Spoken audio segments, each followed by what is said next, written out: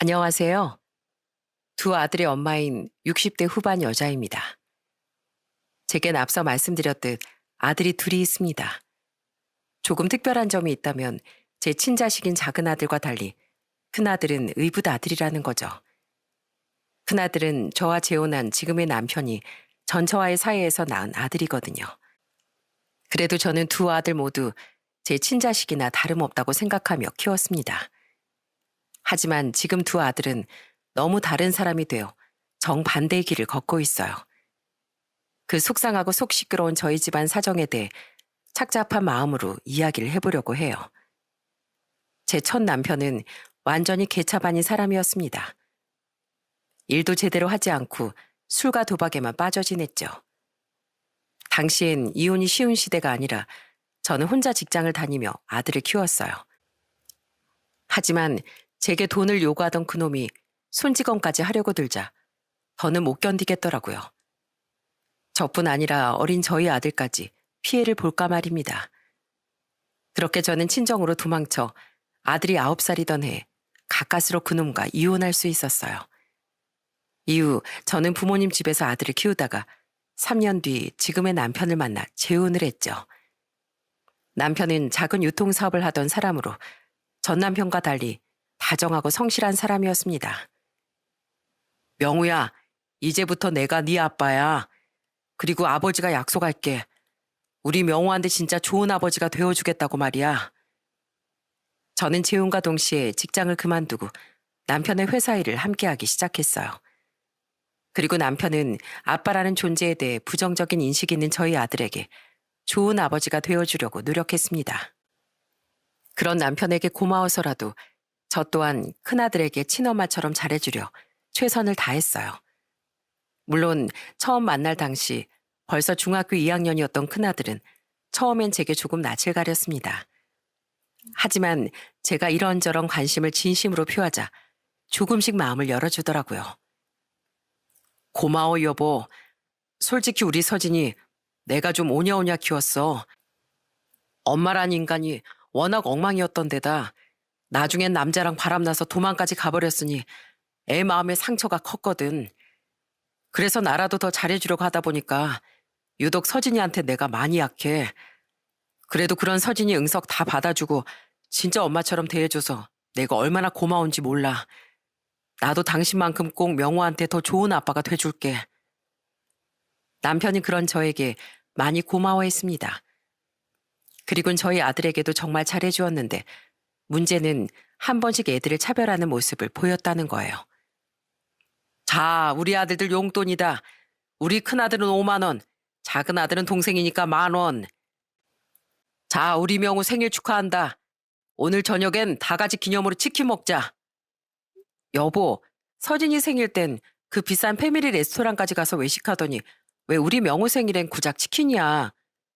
치킨이 싫다는 게 아니라 왜 저번 용돈 때도 그렇고 자꾸 묘하게 애들 다르게 돼?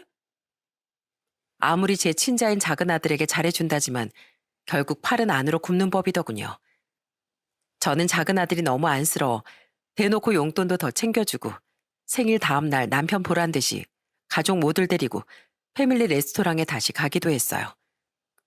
그런 일로 남편과 싸울 때마다 남편은 이 핑계에 저 핑계 대다가 결국 아무 말도 못하곤 했죠. 저는 작은 아들이 상처를 받을까봐 걱정했습니다. 하지만 작은 아들은 이렇게 말하더라고요. 솔직히 아버지한테 서운해요. 그래도 괜찮아요. 아버지가 형만큼은 아니지만 저도 사랑해 주시는 거 잘 알고 있으니까요. 전 아버지가 좋아요, 어머니. 제 친아버지랑 다르게 진짜 아버지 같은 존재가 저에게 되어주셨잖아요. 그러니까 서운은 할지언정 원망은 안 해요. 안쓰럽고 기특한 말에 코끝이 메워졌습니다. 남편을 좋아하는 아들의 마음이 너무 잘 느껴졌으니까요. 하지만 남편의 묘한 차별은 그 뒤로도 한 번씩 일어났어요. 가장 제가 서운했던 건 바로 작은 아들의 수능 날이었죠. 우리 명호 오늘 수능 꼭 잘 봐야 한다. 알았지? 화이팅! 아버지 출근한다. 저는 그날 남편이 회사를 늦게 출근할 줄 알았습니다. 왜냐하면 3년 전 큰아들의 수능 날엔 회사가 굉장히 바빴음에도 불구하고 남편이 출근을 늦췄거든요.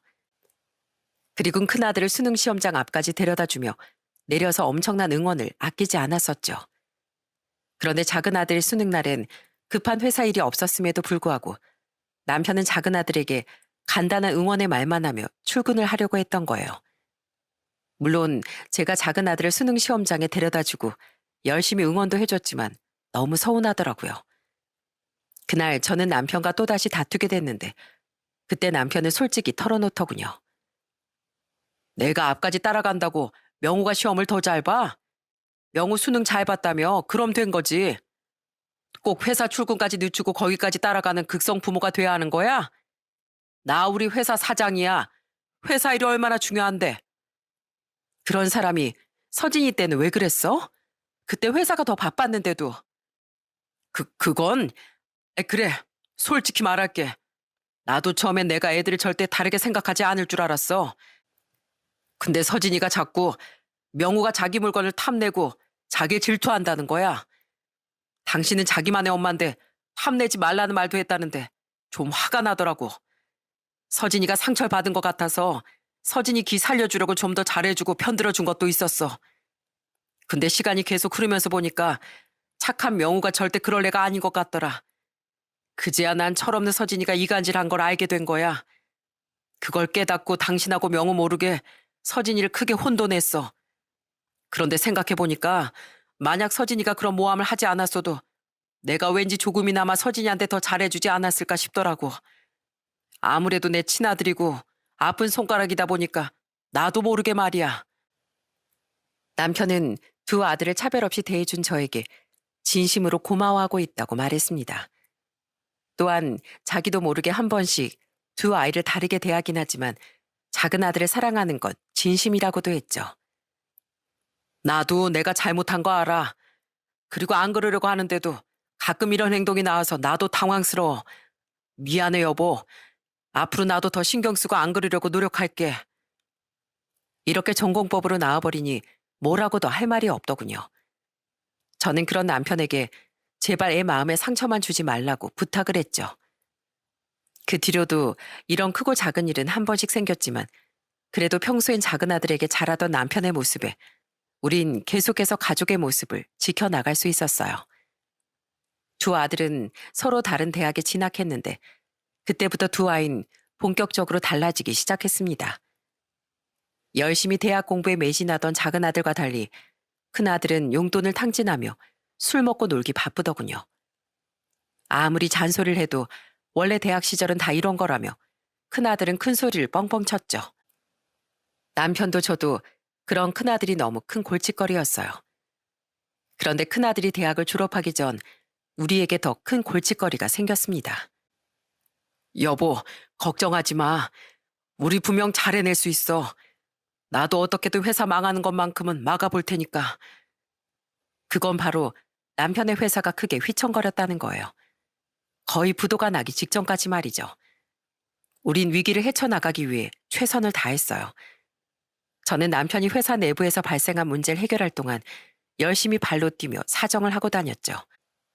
친정에 손도 벌리고 거래처와 투자자들을 찾아가 사정을 설명하며 제발 믿고 기다려달라고 애원했어요. 그때 정말 무릎까지 꿇으며 제가 할 수 있는 애원과 부탁 그리고 설득은 전부 해봤던 것 같습니다.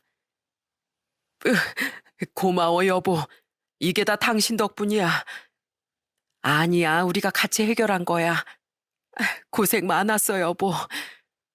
아니야, 만약 투자자들하고 거래처들이 우릴 기다려주지 않았다면 내가 회사 문제를 해결하기도 전에 우린 빚더미에 앉았을 거야. 도와주신 장인 장모님도 형님도 나한테는 은인이나 다름없어. 결국 우린 그 난관을 힘겹게 이겨냈습니다. 남편은 자존심 다 팔아가며 회사를 살리는데 일조한 제게 두고두고 고마워했어요. 나중에 돈을 갚긴 했지만 저희 친정 부모님과 오빠에게도 오래도록 감사함을 표했죠. 그런데 한 번 역경을 이겨내니 순풍에 돛을 단 배처럼 회사가 미친 듯이 커지기 시작하더군요. 이게 바로 전화위복인가 싶었습니다. 연일 커지는 회사에 우린 직원도 부족해서 계속 채용을 하게 됐어요. 그 덕분에 어차피 취업 자리를 구해야 했던 두 아들도 대학을 졸업한 후 곧장 남편 회사에 취업을 했죠. 아들 녀석들이 두 놈 다 우리 회사 지켜주니까 내가 너무 든든해, 여보. 그러게, 우리 애들이 언제 이렇게 커서 아빠를 도와준다고 하는지 너무 기특하네. 아들들이 회사에 들어가고 직원들도 많이 생기며 저는 회사 일에서 차츰 물러났습니다. 당시 건강에 조금 문제가 생기기도 했고 원래부터 남편의 회사였으니 이제 제 힘은 필요 없을 것 같아서요. 저와 남편은 항상 걱정거리였던 큰아들이 이제 회사에 입사도 했으니 정신을 차릴 거라고 기대했어요. 하지만 큰아들은 오히려 더욱 망나니처럼 변해가더라고요. 김서진, 너 출근 안 해? 명훈 매번 남들보다 30분 일찍 출근하는데 넌 어떻게 된 게 허구한 날 술 먹고 지각이야? 이거 다 네 아버지 얼굴에 먹칠하는 거야. 아버지가 대표인데 누가 저한테 뭐라고 해요. 아유, 머리 아파요, 어머니. 1시간만 더요.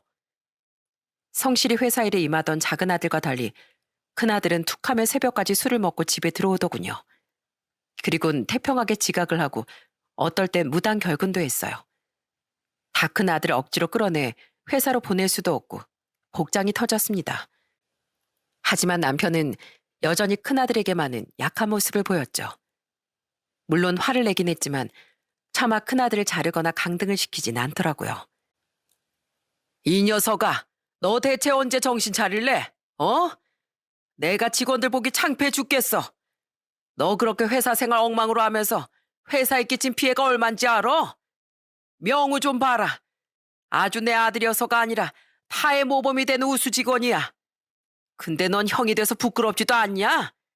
내가 너한테 벌써부터 받은 심할서만 몇 개인 줄 알아? 아휴, 아버지 왜 맨날 저랑 명을 비교하세요? 그리고 어차피 제 거들 회사인데 일은 다른 직원들이 열심히 하고 전 나중에 월급만 잘 주면 되죠. 야, 김명우. 아버지가 너 좀 예뻐한다고 기살고 그러지 마라. 어차피 아버지 회사는 친아들이 내 거거든. 누가 내 회사를 넣어준대. 헛꿈꾸지 말고 술이나 깨고 와. 벌써 저녁이 됐는데 아직도 술 냄새가 풀풀이잖아. 대체 어제 얼마 마신 거야? 큰아들은 자신과 다르게 모범적인 작은아들을 대놓고 시샘하기도 했어요. 게다가 그래도 20대 초반까진 저를 많이 따랐는데 제가 자꾸 잔소리를 하니 저도 불편해하더라고요. 자신을 위해서 하는 소린데 그냥 듣기가 싫었던 거죠. 이놈이 대체 언제 정신 차리려나 답답하기도 하고 남편이 큰아들을 그만 감싸줘야 할 텐데 걱정도 됐어요. 하지만 남편은 그래도 내 자식인데 어떻게 중징계를 주거나 회사에서 쫓아내냐 하고 머리만 극적거렸죠. 그렇게 우리의 속만 태우던 큰아들은 결혼도 정말 마음에 안 드는 며느리를 데려와 했습니다. 이름이 주희라고? 반짝거리는 옷을 참 좋아하나 보구나. 처음 며느리 데려왔을 때 남편과 저는 정말 기절초풍했어요. 며느린 첫 만남 자리인데도 불구하고 번쩍거리는 짧은 원피스와 뾰족 구두, 새빨간 립스틱에 가슴골이 다 보이도록 옷이 페이기까지 했더라고요. 솔직히 어디서 저런 술집에서나 볼 법한 여자를 데려왔나 싶었습니다. 남편도 얼마나 기가 찼으면 저런 말을 내뱉었죠. 며느린 우리에게 그래도 가지고 있는 옷 중에 제일 얌전한 옷 입은 건데 그리고 사람은 겉모습보다 내면이 중요한 법이잖아요. 하며 웃더라고요. 우린 그 결혼을 결사반대했습니다. 심지어 아버지는 없고 어머님 벌써 3번째 재혼을 해서 대만에 가서 살고 있다는데 거기다 백수라고 당당하게 말하기까지 하니 정말 마음에 드는 구석이 하나도 없었어요. 그런데 큰아들은 그 여자 아니면 죽겠다는 말까지 스스럼 없이 하지 않겠어요? 진짜 마음은 착한 여자라고요. 그리고 장모님 되실 분이 재혼 좀 할 수도 있죠. 두 분도 재혼이시잖아요. 저 진짜 주의 없으면 죽어요. 왜 결혼도 제 마음대로 못하게 하시는데요? 안 그래도 제 멋대로인 녀석인데 분명 결혼하면 더 망가질 것 같았어요. 하지만 큰아들에게 약했던 남편은 결국 항복을 하고 말았습니다. 못마땅했지만 거의 몇 달을 졸라댔으니 반대한다고 한들 큰아들이 포기할 것 같지 않았거든요. 뭐? 10억짜리 아파트를 선물하겠다고? 너무 비싼 거 아니야? 그래도 이 김용훈이 아들이 장가 가는데 이 정도 기는 살려줘야지. 그때 남편은 큰아들에게 무려 서울에 10억짜리 아파트를 해주더군요. 정말 굉장히 놀랐어요.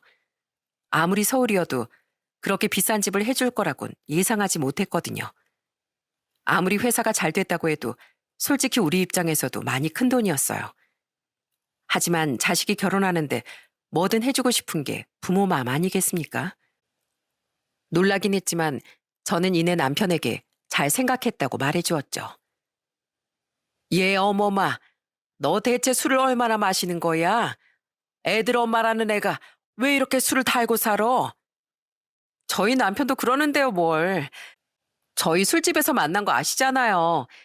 그리고 저희 아들하고 딸은 어머님이랑 아버님이 봐주고 계시는데 이럴 때 더 들이부어야죠. 제발 아니길 바랐지만 역시나 며느린 예상한 대로였어요. 솔직히 예상보다 더했죠. 나중에 알고 보니 며느린 여자가 술 따라주는 술집에서 일을 하다 큰아들을 만났다는군요.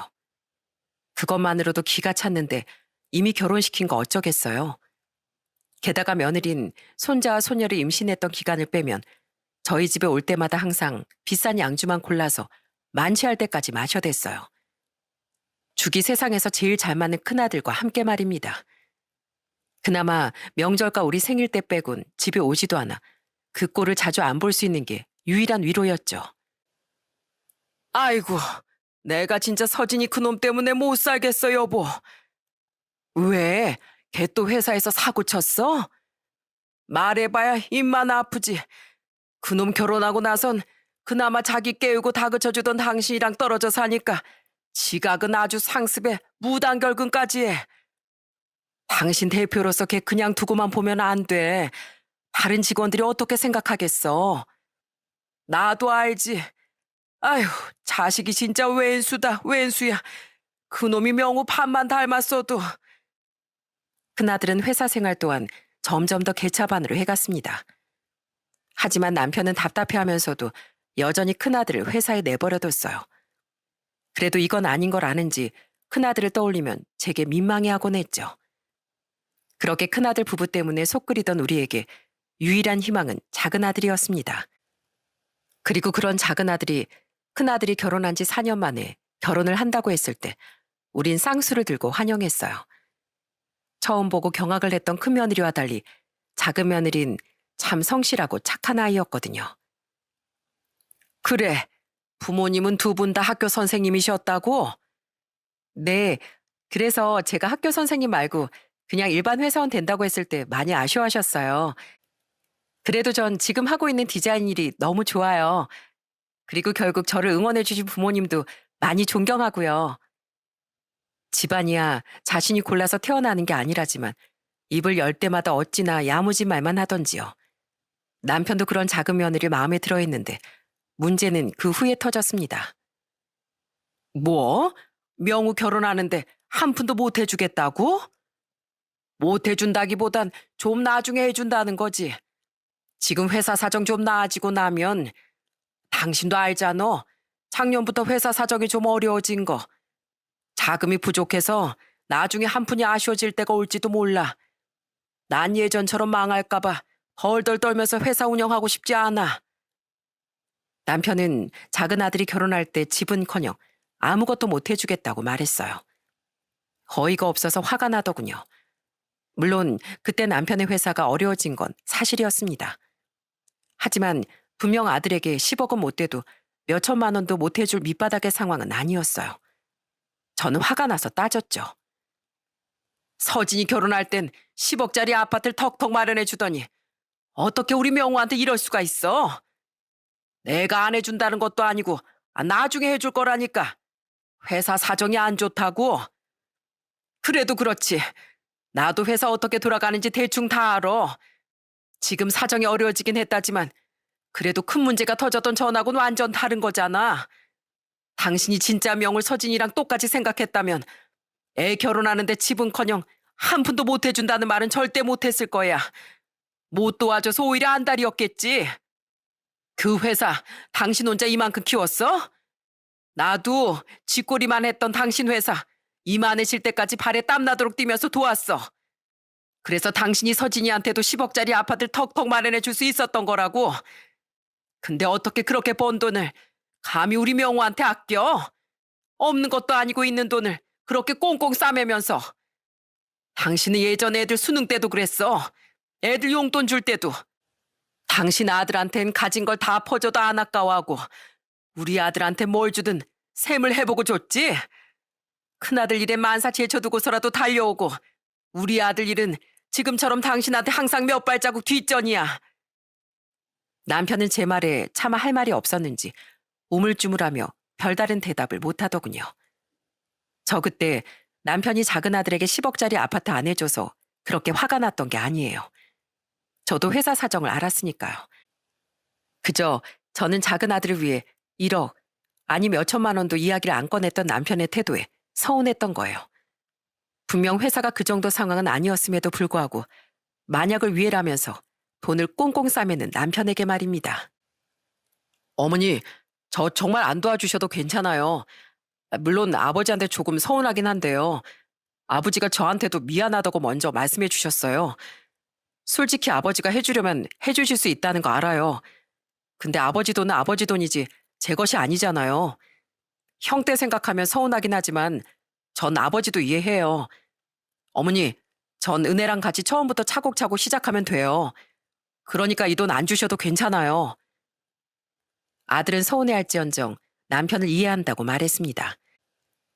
저는 그런 아들에게 제 앞으로 돼 있던 재산 대부분을 처분해서 건네줬어요. 아들은 받지 않으려 했지만 제 고집이 한 수 위였죠. 결국 제 돈을 받은 작은 아들은 며느리와 둘이 모은 돈을 합해 서울의 작은 아파트 한 채를 얻어 신혼을 시작했습니다. 너희 또 왔어? 아유, 아직 애 없을 때 너희들끼리 이곳저곳 놀러 다니고 살라니까 여긴 왜 자꾸 와? 저희 집사람이 두 분 더 나이 드시기 전에 같이 여기저기 놀러 다니고 싶대요. 전 집사람 고집 못 이겨요. 남편에게 작은 아들도 며느리도 서운했을 법하건만 착한 두 아이는 저희를 자주 찾아와 줬어요. 우리에겐 관심도 없던 큰아들 부부와 달리 두 아이는 우리와 이곳저곳 놀러 다니는 걸 좋아하더군요. 가끔은 집 데이트를 하자며 음식 재료를 잔뜩 사와 우리에게 음식을 만들어주기도 했어요. 아버님, 제가 어머님 솜씨엔 한참 못 미치지만 그래도 아버님이 제일 좋아하신다는 잡채 손수 만들어봤어요. 며느리 사랑도 한 스푼 크게 떠서 넣었으니까 얼른 드셔보세요. 어, 내가 아들만 둘이라 딸 가진 즐거움은 몰랐는데 이래서 다들 딸을 낳는구만. 큰 며느리와 달리 살갑기까지 했던 작은 며느리를 남편은 굉장히 좋아했습니다. 저렇게 작은 아들도 며느리도 좋아할 거면서 왜 가끔씩 애들을 차별해서 저와 작은 아들 속을 뒤집어 놓나 싶더군요. 큰아들과 똑같았던 큰며느린 우리에게 예쁨 받는 작은 며느리를 시샘도 했어요. 그런 큰며느리에게 참다 못해 남편이 이렇게 호통치기도 했죠. 왜 괜히 작은 애한테 트집을 잡어? 네가 작은 애 반만큼이라도 우리한테 살갑게 해봐라. 명절에도 생일에도 우리한테 선물은커녕 맨날 밥만 얻어먹기 바쁘면서 너나 서진이 저놈이나 우리한테 해주는 거 하나도 없이 어째 매번 바라기만 해. 아유, 속 터져. 내가 아주 너희들 때문에 술이 늘어. 내 간이 썩어나가면 다 너희들 때문이야. 오죽했으면 썩 편하지도 않은 며느리에게 남편이 저렇게까지 말했겠어요. 그런데 말이 씨가 된 건지 남편 간에 정말 문제가 생기더군요. 작은 아들이 결혼한 지 3년 뒤 남편은 건강검진을 받게 됐어요. 자꾸 소화도 안 되고 술도 전보다 빨리 취하는 것 같다며 남편이 건강에 이상을 느꼈거든요.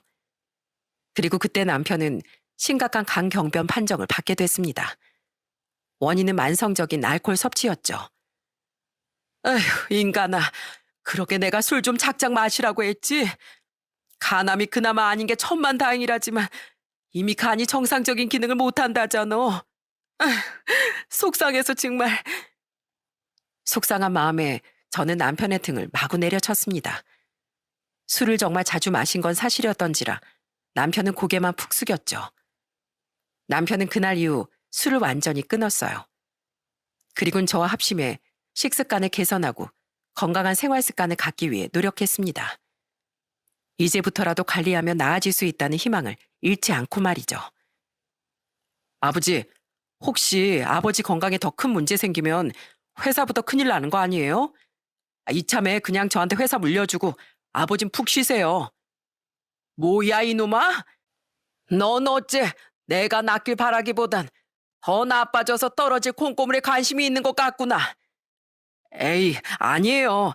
진심으로 회사가 걱정돼서 그러는 거죠. 웃기지 마 이놈아. 넌 어쩜 그렇게 날이 갈수록 명우랑 달라지냐.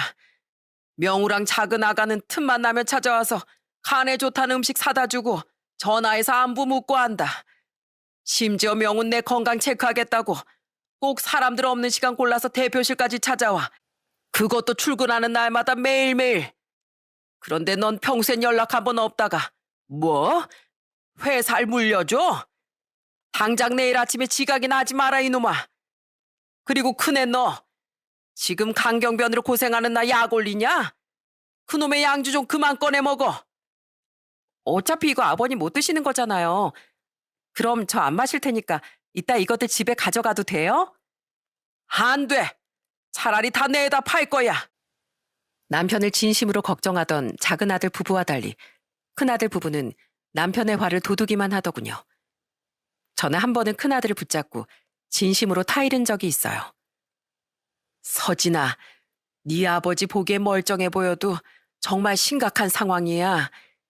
네가 아무리 속을 썩여도 네 아버지가 널 끔찍이 위한다는 건 너도 잘 알잖니.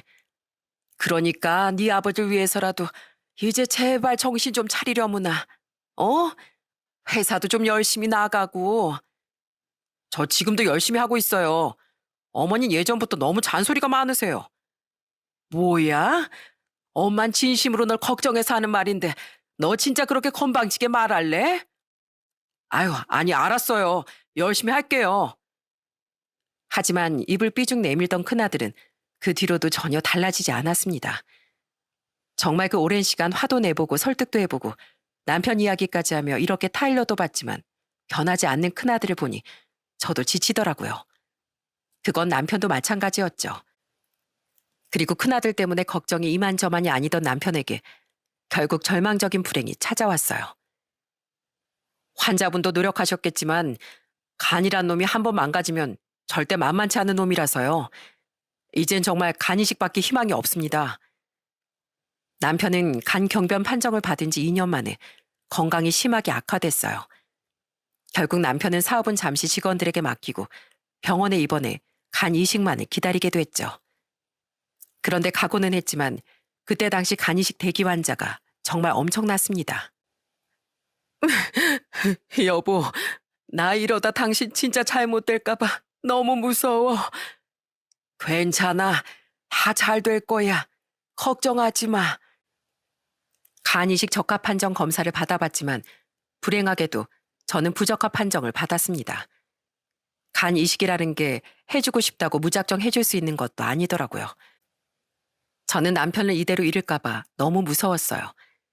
그런데 큰아들과 큰며느린 그런 상황에서 이런 말을 하더라고요. 아버지, 미리 말씀드리는데 저는 간 이식 못 해드려요. 뭐? 내가 무슨 말도 안 꺼냈는데 그게 갑자기 무슨 소리야? 혹시 저한테 그런 거 강요하실까 봐요. 아시다시피 저희 애들도 아직 어리고요. 보나마나 저는 맨날 술 먹고 다녀서 간도 엉망일 거예요. 솔직히 제가 아직 살날이 9말인데 간 이식해서 당장 수술이 잘 된다고 해도 나중에 잘못될지 어떻게 알아요. 간 기증하면 기증자도 평생 건강관리 잘하고 살아야 한다잖아요. 그러니까 넌 날 위해서 요만큼도 희생하기 싫다 이거지? 내가 널 어떻게 키웠는데. 그런 게 아니라 저희 애들 생각하면 힘들다는 거죠. 그리고 아버지한테 문제 생기면 저라도 회사 관리를 해야 하는데 제가 잘못되면 회사는 어떻게 해요? 맞아요, 아버님. 그리고 부모가 자식 키워주는 건 당연한 건데 그런 걸로 간 같은 거 요구하시면 안 돼요. 저랑 애들은 이 사람만 보고 사는데 아버님도 부모로서 이해 좀 해주세요. 기가 찼습니다. 애초부터 남편과 저는 아이들에게 간 이식을 강요할 생각도 없었어요. 부모로서 너무 미안하니까요. 그런데 큰아들 부부는 우리가 간 이식을 부탁할까봐 그렇게 선수를 친 겁니다. 정말 너무 괘씸했어요. 남편이 그동안 큰아들을 얼마나 많이 봐주고 감싸주려고 노력했는지, 큰아들에게 얼마나 헌신했는지 잘 알았으니까요. 저는 참다 못해 크게 화를 냈습니다. 김서진, 너 그 입 다물어. 물론 자식이 부모한테 무조건 간 기증해줘야 되는 거 아니야. 근데 네 아버지가 널 얼마나 아꼈는지 잘 아는 네가 적어도 네 아버지한테 그런 식으로 말하면 안 되지. 그동안 네가 네 아버지가 아프든 말든 신경도 안 쓰는 거, 그것만 해도 너무 괘씸했다. 넌 부모가 주기만 하는 걸 당연시 여기는 모양인데 언젠간 이렇게 못되게 말하고 행동한 거, 부모를 돈으로만 본 거 진심으로 후회할 날이 올 거야. 그리고 경고하마. 뚫린 입이라고 그렇게 함부로 말하고 다니면 너 진짜 큰 코 다쳐. 어멈 너도 하고 싶은 말이 있어도 할 말 못할 말 장소 가리면서 해. 적어도 네가 애들 키우는 엄마라면 애들한테 창피한 너만 되지 말라고. 당신 말 한 번 잘했어. 이 서진이 이놈아, 내가 널 정말 금수로 키웠구나. 며느리 쟤야 남의 집 자식이라 생각하고 그냥 넘긴다지만 널 잘못 키웠다는 게 이 순간 너무 뼈저리게 느껴져서 가슴이 아프다. 네 엄마 말이 100번 맞았어. 널 이렇게 오냐오냐 키우는 건 널 이토록 망치는 길이었는데 내가 어린 시절 상처가 많았던 너한테 차마 모질게 굴지 못했던 게 이렇게 널 망가뜨린 거야. 아 진짜 내가 안 주겠다는데 어머니도 아버지도 왜 그렇게 난리예요? 그리고 어머니, 따지고 보면 어머니 남 아닌가요? 전부터 왜 자꾸 절 못 잡아먹어서 안달이에요? 아버지, 어차피 아무리 그렇게 말씀하셔도 따지고 보면 남이 명호한테 회사 줄 거 아니잖아요. 그러니까 얼른 회사 저한테 물려주긴 하세요. 저는 간 못 들이니까 얼른 후일이나 대비해 놓으시라고요. 아니면 그렇게 예뻐하는 명호한테 간 떼달라고 하시던가요. 뭐야? 이놈이. 우리 둘 모두에게 혼이 난 큰아들은 잔뜩 심통이 난 모양이더군요. 하지만 그래도 할 말이 있고 못할 말이 있지. 큰아들은 결국 선을 넘더라고요. 저에게 남이라고 한 큰아들의 말에 저는 큰 상처를 받았습니다. 그리고 저보다 더 크게 화를 내며 남편은 큰아들의 뺨을 후려쳐버렸어요. 남편은 애들에게 회초리 한번 든 적이 없었기에 저도 큰아들도 모두 놀라 벙쪘죠. 아버지, 지금 저 때리신 거예요? 그래, 내가 널 진즉 이렇게 훈육하거나 아예 쫓아내버렸어야 했는데 이제라도 그렇게 해야겠다. 감히 네 엄마가 널 얼마나 지극정성으로 키워줬는데 그딴 말을 해? 그리고 뭐 회사? 어림없는 소리 하지 마라. 내가 죽는 안이 있더라도 차라리 명호한테 주지. 회사 너한텐 절대 안 준다. 그리고 내 재산도 앞으로 넌 한 푼도 못 받을 줄 알아. 아버지, 그런 게 어딨어요? 에? 알았어요. 저 검사 받을게요. 적합 한정 나오면 간이식 해드리면 되잖아요. 네? 근데 부적합 나오면 그건 어쩔 수 없는 거예요? 웃기지 마라. 거짓말인 거 뻔히 다 보여. 그리고 이미 늦었다. 난 널 감싸줄 만큼 감싸줬고 그게 잘못됐다는 걸 오늘 톡톡히 깨달았어. 넌 내가 죽든 살든 앞으로 국물도 없을 줄 알아. 썩 꺼져 이놈아. 어머니, 조금 전에 제가 남이다 뭐다 한 말은 그냥 다 한 말인 거 아시죠? 아버지 흥분 좀 제발 가라앉혀 주세요. 아버지 지금 완전 제정신 아니에요. 아니, 네 아버진 내가 본 중에 지금 너한테 제일 옳은 말을 하고 있어. 너 오늘 확실히 알아둬라 서진아. 아무리 부모 자식 간이라도 서로 기본적 도리는 해야 그 관계가 유지되는 거야. 넌 오늘 네 아버지한테도 나한테도 돌이킬 수 없는 실망을 줬다. 난 네 아버지 전혀 말릴 생각 없으니까 이만 돌아가. 큰아들과 큰며느린 남편이 그렇게 강하게 나올 거라곤 전혀 생각지 못한 것 같았어요. 그제야 놀라서 두 사람 다 싹싹 빌었지만 저와 남편은 그 둘을 병실에서 내쫓아버렸습니다. 그때 남편은 큰아들이 간을 주지 않아서가 아니라 자신의 목숨이 바람 앞에 촛불이었는데도 벌써 유산만 노리고 있던 큰아들에게 깊은 분노와 배신감 그리고 상처를 받은 거예요. 저 또한 마찬가지였던 데다 저에게 남이라고 한 큰아들의 말에 마음의 문이 닫혔던 거죠. 그런데 그런 큰아들에게 받은 남편의 상처를 다음날 작은아들이 찾아와 어루만져 주더군요. 그것도 전혀 예상하지 못한 일로 말입니다. 아버지, 몸은 좀 괜찮으세요? 어제 어머니께 들었어요. 형 얘기요. 많이 속상하셨죠? 에휴, 다 내가 자식을 그렇게 키운 걸 속상할 자격이 어디 있겠니? 아버지, 저 사실 아버지랑 어머니 몰래 간이식 적합 검사 받았었어요. 집사람하고도 다 상의한 일이고요. 먼저 제가 간 기증 해드리겠다고 말하려다가 혹시 부적합 판정이 나면 실망하실까봐 이제 말씀드리는 거예요. 저는 적합 판정을 받았거든요. 아버지랑 피 섞인 친자식도 아닌데 참 다행이죠? 뭐? 네가 나한테? 저도 남편도 깜짝 놀랐습니다. 작은 아들은 남편에게 간 기증을 하기 위해 이미 준비를 하고 있었던 거예요. 놀란 남편은 이내 눈물을 뚝뚝 흘리기 시작하더군요. 하지마 명우야. 내가 무슨 염치로 너한테 그런 걸 받을 수 있겠니? 너도 알지 않니? 내가 가끔 너랑 서진을 차별했던 거. 물론 내가 널 사랑하긴 했지만 내가 자꾸 팔이 안으로 굽고 서진이 편을 들었었지 않니? 너 결혼할 때 도와주는 일도 회사 일보다 뒤로 미루고 말이야. 물론 저도 서운했어요.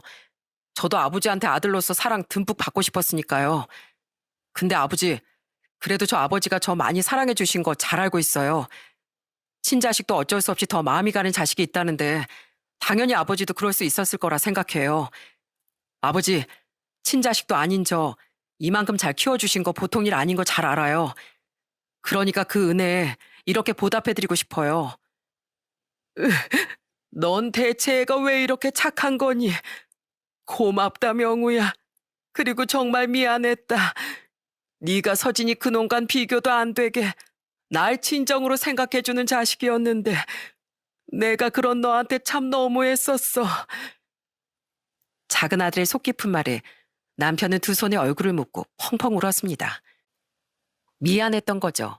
남편도 그동안의 일이. 그 마음을 잘 안다는 듯 작은 아들은 남편을 꼭 안아주었어요. 그 모습을 지켜보던 저도 작은 며느리도 눈물을 글썽였습니다. 저는 작은 아들이 간을 기증했다는 일을 말리지 않았어요. 아들의 건강이 염려된 건 사실이지만 그만큼 남편도 꼭 살길 바랬거든요. 얼마 뒤 두 사람은 수술에 들어갔고 저는 수술 시간 내내 두 사람이 제발 무사히 나와주길 간절히 기도했습니다. 여보, 우리 명운 괜찮아? 괜찮아. 수술 아주 잘 끝났대. 아무 걱정할 거 없어, 여보. 다행히 이식 수술은 아주 성공적으로 끝났습니다. 수술 후 첫날 아직 의식이 온전히 회복되지 않았던 남편은 눈을 뜨자마자 작은 아들의 안부부터 묻더군요. 그리곤 제 대답을 듣자마자 눈물을 주르륵 흘리더니 다시 의식을 잃었죠. 그리고 남편의 건강부터 물은 건 남편처럼 잠시 깨어났던 아들도 마찬가지였습니다.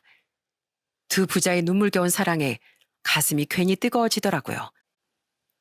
두 사람은 모두 무사히 회복 후 작은 아들은 2주 뒤, 남편은 4주 뒤에 퇴원을 했습니다.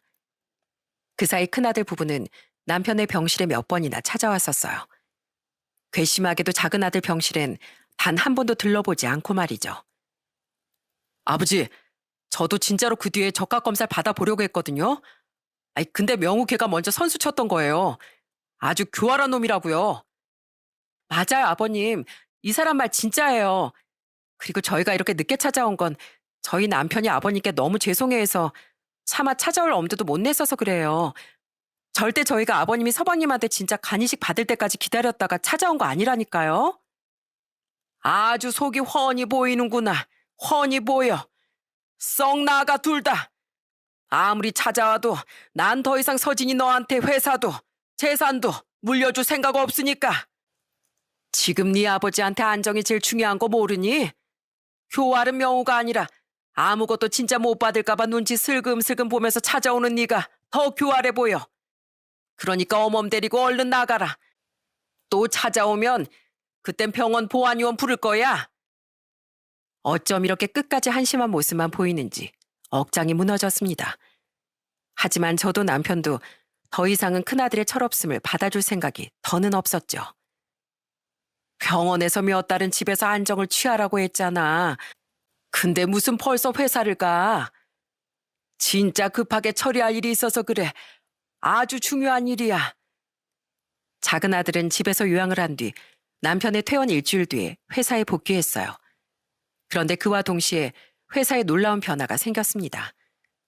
남편은 아들의 복귀 이틀 전 꾸역꾸역 회사로 출근하더군요. 남편이 걱정돼 함께 따라간 저는 회사에서 놀라운 광경을 보고 말았어요. 아버지, 갑자기 이러시는 게 어딨어요? 네? 회사 안 물려주신다고 쳐도 갑자기 이렇게 절 자르시면 어떡해요? 그건 바로 남편이 큰아들을 해고하는 모습이었습니다. 그동안 남편은 수시로 직원들과 통화를 하며 회사 상황을 체크했다고 해요. 그런데 남편이 병원에 있던 사이 큰아들은 아주 물 만난 물고기가 되어 회사 생활을 개판으로 했다는군요. 툭하면 무단결근에 점심시간에도 반주를 먹었다고 했죠. 그러다가 큰아들은 아주 중요한 미팅까지 파토를 내버린 거예요.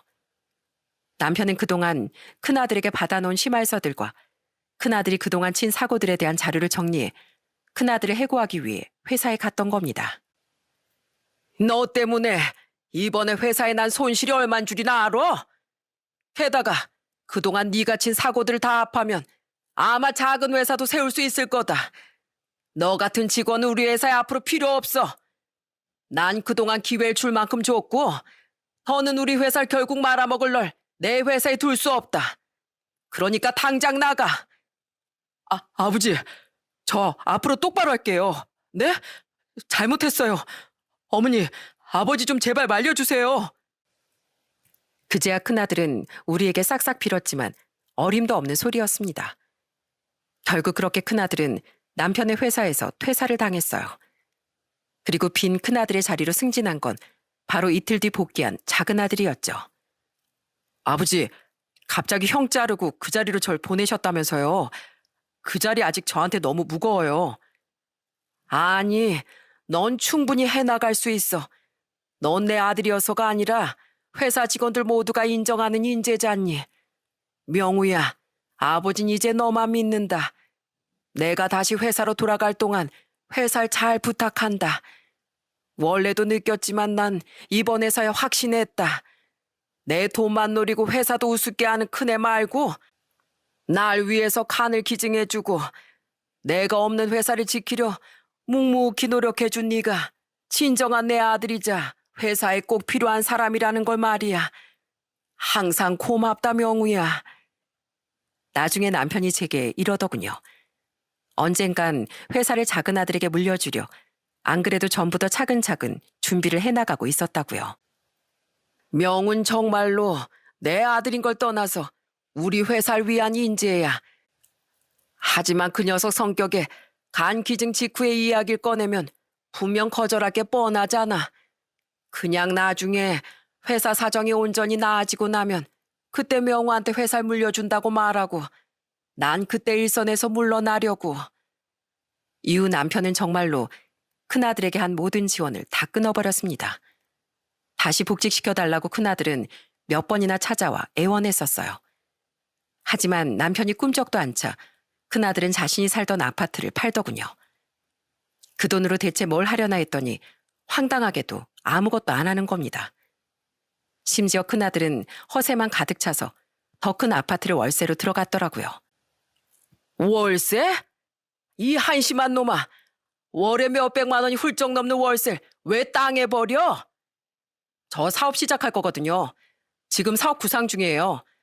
대표가 좋은 집에 살아야 그래도 면이 서는 거 아니겠어요? 두고 보세요. 저 아버지 도움 없이도 성공할 거예요.